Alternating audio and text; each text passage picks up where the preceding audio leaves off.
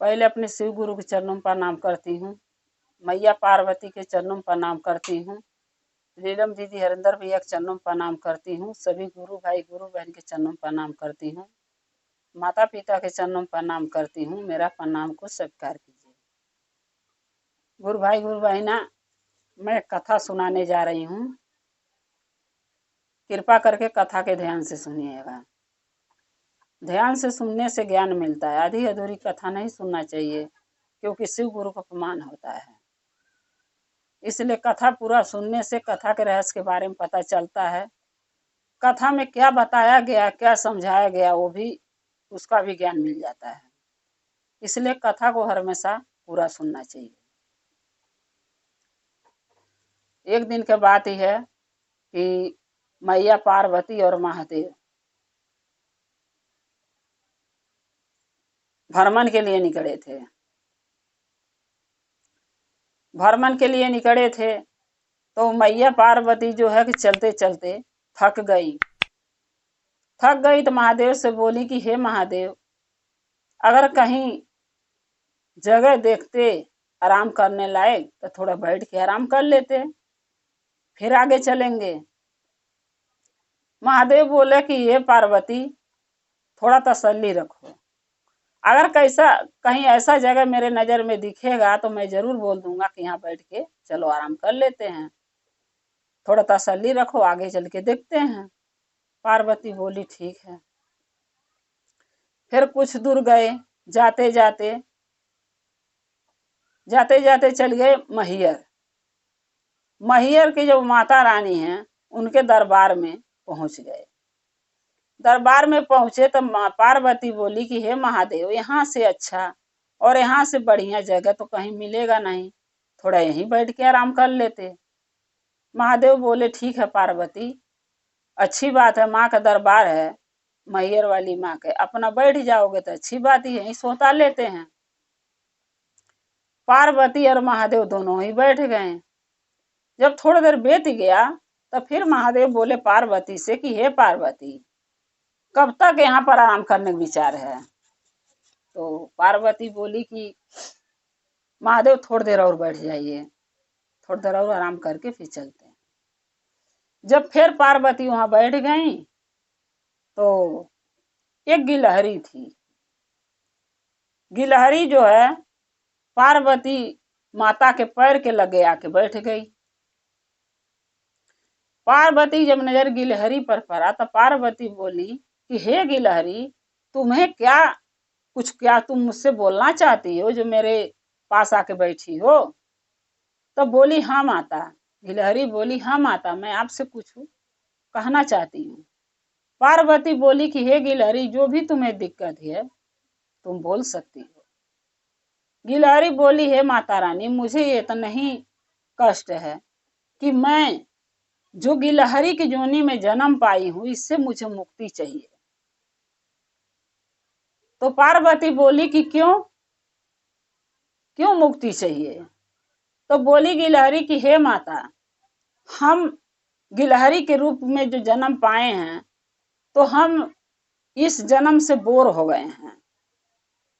हर इस पेड़ उस पेड़ घूमते हैं, कभी किसी को कोई दिया ले आके चारा दाना डारा तो खा लिए, और नहीं तो उसी तरीके भटकते रहते पेड़ से वो पेड़, खैले बिना।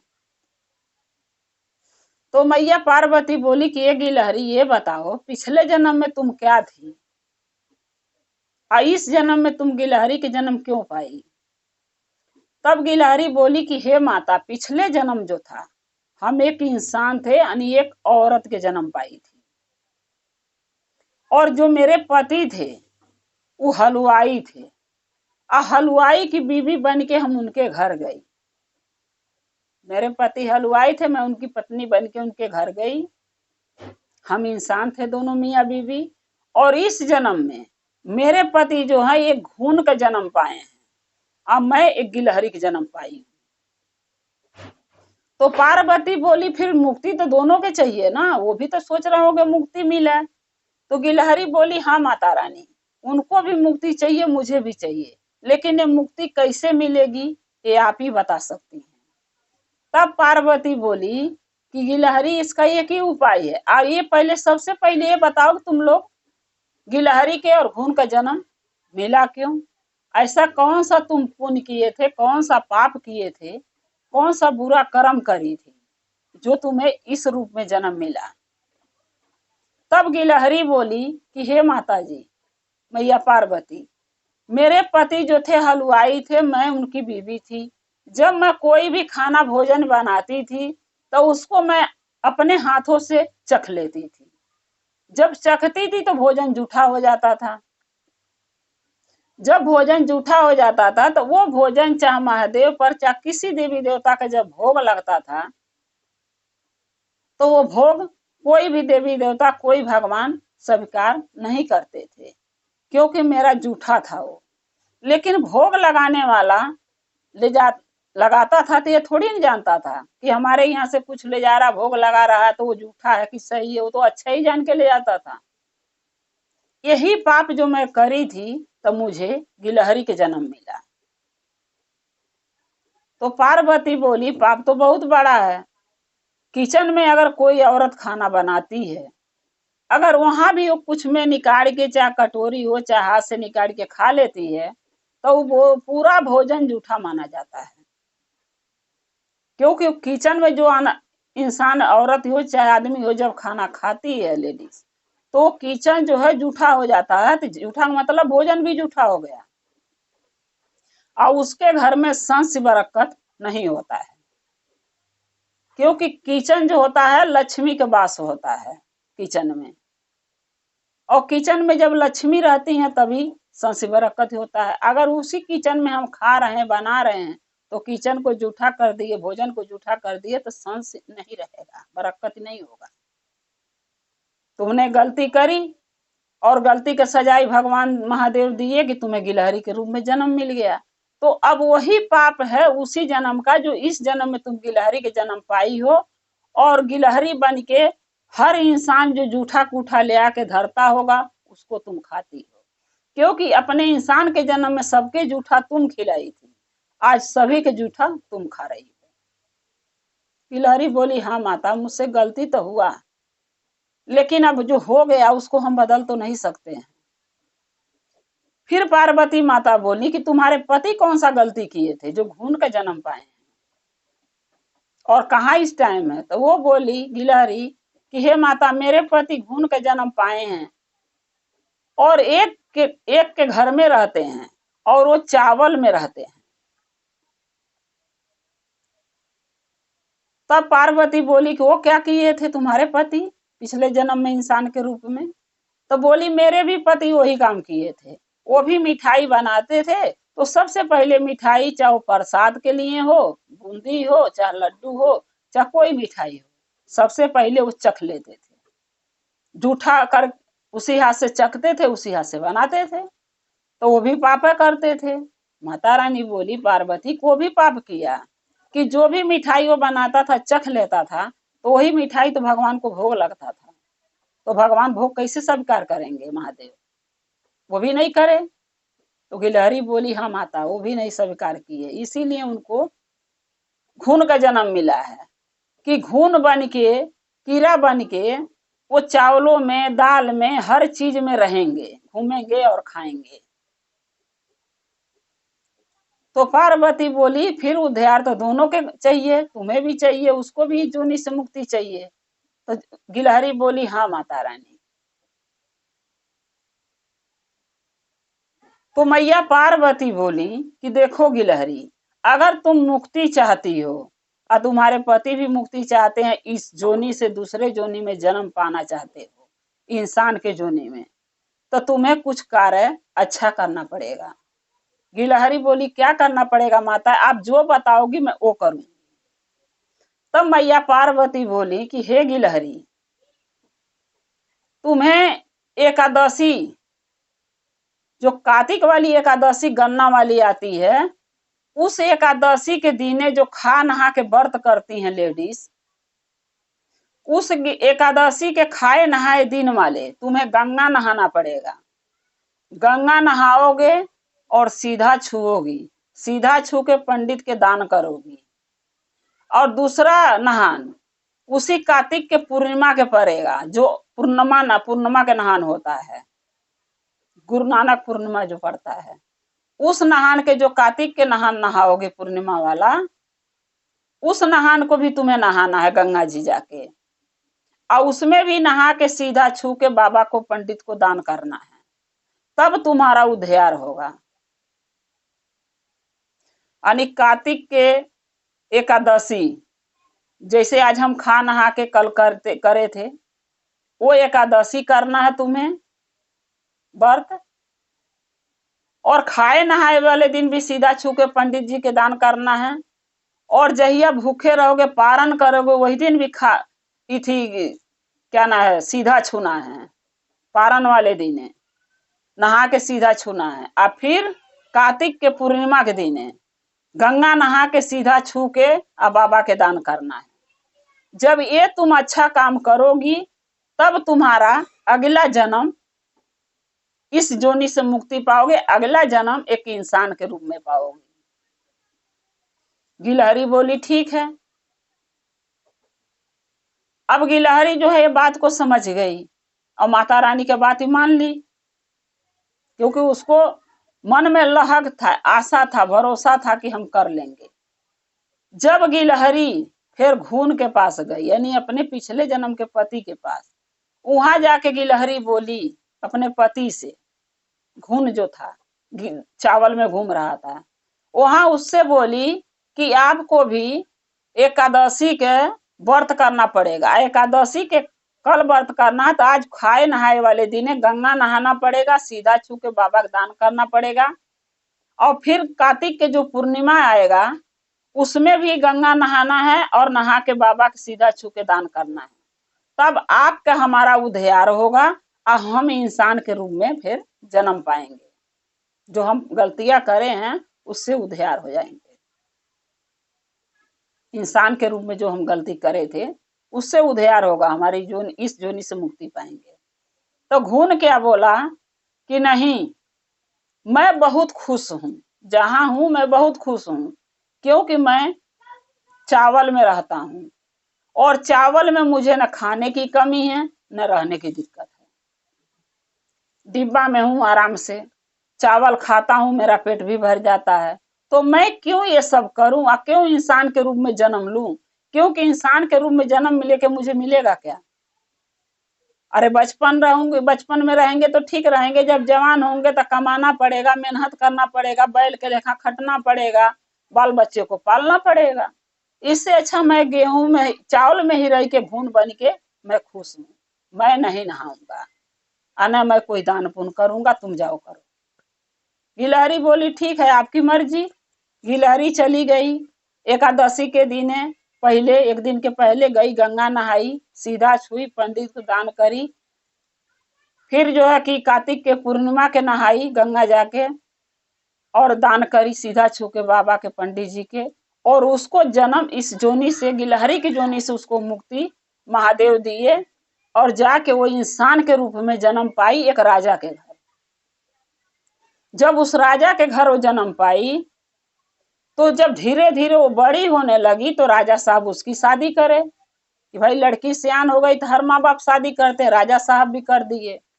जब वो लड़की अपने घर गई तो जो ये घून था उसके पिछले जन्म का पति गिलहरी के, तो जो घून था तो इसकी भी मुक्ति हो गई, क्योंकि चावल में रहेगा तो कभी भी मर सकता है, कोई भी मार देगा फटक के फेंक के।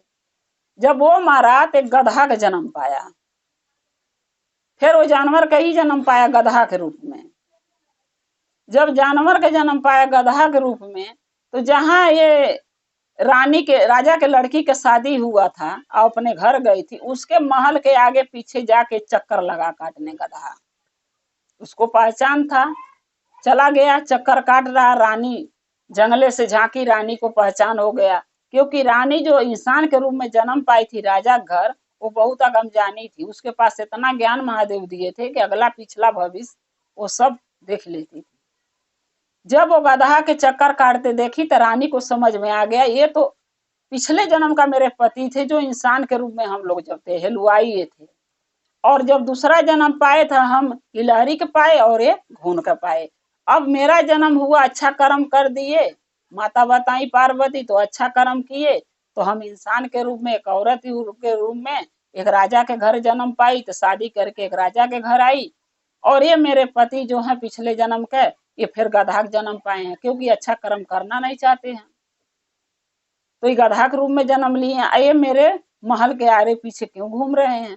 फिर एक दिन वो रानी गई और गधा के कान में बोली कि जब हम आपको बोली थी कि आप माता रानी जो पार्वती बताई हैं उनका कहा हुआ मान लो, खाए नहाए दिने गंगा नहा लो, एकादशी व्रत कर लो, सीधा छू के दान दे दो पंडित जी के, और फिर कार्तिक के पूर्णिमा का नहा के सीधा छू के दान कर दो, ताकि इंसान के रूप में जन्म मिले। तो आप माने नहीं, बोले नहीं, मैं घून बन के चावल में हूँ, मैं बहुत खुश हूँ। और आज वो आपको जब जन्म भी मिला तो गधे के रूप में। अब तो कार्तिक के साल भर फिर आने वाला कार्तिक का नहान पूर्णिमा का, और एकादशी भी आने वाली है। अब तो जो मैं बताई उसको कर लो, ताकि अगला जन्म इंसान का पाओ। जब ये बात गधा के कान में बता रही थी तो उस रानी का राजा देख गया। राजा ने सोचा कि मेरी रानी गधा से क्या बात कर रही है। राजा रानी से पूछा क्या बात उससे कर रही थी गधा से। रानी सारी बात बताई कि हम पिछले जन्म में क्या थे, एक हलवाई थे ये जो गधा बने, हलवाई थे, मैं इनकी पत्नी थी, और मैं ऐसा कर्म करी कि भोजन जूठा करी और ये मिठाई जूठा करके खाए थे, तो हम लोग फिर दूसरा जन्म मिला तो हम गिलहरी के पाई, ये घून का पाए। अब मैं अच्छा कर्म माता रानी पार्वती के कहे हुए पर एकादशी के व्रत करी, गंगा नहाई, फिर कार्तिक के पूर्णिमा गंगा नहाई, पंडित के सीधा छू के दान करी, तो मैं इंसान के रूप में एक राजा घर जन्म ली, उनकी बेटी बन के। और ये नहीं किए तो ये फिर जन्म पाए हैं तो गधे के रूप में पाए हैं। वही बात इनको मैं बता रही थी कि अब से तो अपनी गलतियां सुधार लीजिए, अपना भूल मान लीजिए कि हमसे गलती हुई है, और जो कह रही हूँ जो मैं करी हूँ वो आप भी कर लीजिए। एकादशी के व्रत कीजिए, गंगा नहा के एकादशी व्रत कर लीजिए, और कार्तिक के पूर्णिमा के नहा लीजिए गंगा, ताकि आपका उद्धार हो जाए। वही बातें बता रही थी। तब जब राजा सुने तो रानी पर भरोसा किए कि भाई मेरी बीवी है तो भरोसा तो करना पड़ेगा। फिर गधा के जब रानी समझाई तो गधा भी वही काम किया जो मैया पार्वती रानी को, गिलहरी को बताई थी कि कार्तिक के जो है एकादशी जो पड़ता है, खाए नहाए वाले दिन गंगा नहा के बाबा के सीधा दान कर दो छू के, और कार्तिक के पूर्णिमा के भी नहा के बाबा के सीधा दान छू कर दो, एक इथी के गंगा नहा के, तब हम इंसान के रूप में जन्म पाएंगे। वही काम वो अगले साल जब दूसरा एकादशी आया, गधा ने वही काम किया। तो वो भी कैसे करता, मना वो भी कर दिया उस टाइम भी, लेकिन जितने लोग गए थे नहाने तो रानी भी गई नहाने। गधा तो पहले मान लिया कि मैं नहाऊंगा, फिर बाद में मना कर दिया, मुड़ी हिला दिया, बोला नहीं मैं ऐसे ही ठीक हूँ। फिर रानी सोची कि इनका उद्धार भी करना जरूरी है, कैसे होगा। जितने लोग कार्तिक के पूर्णिमा के नहाने गए थे वहां रानी भी गई।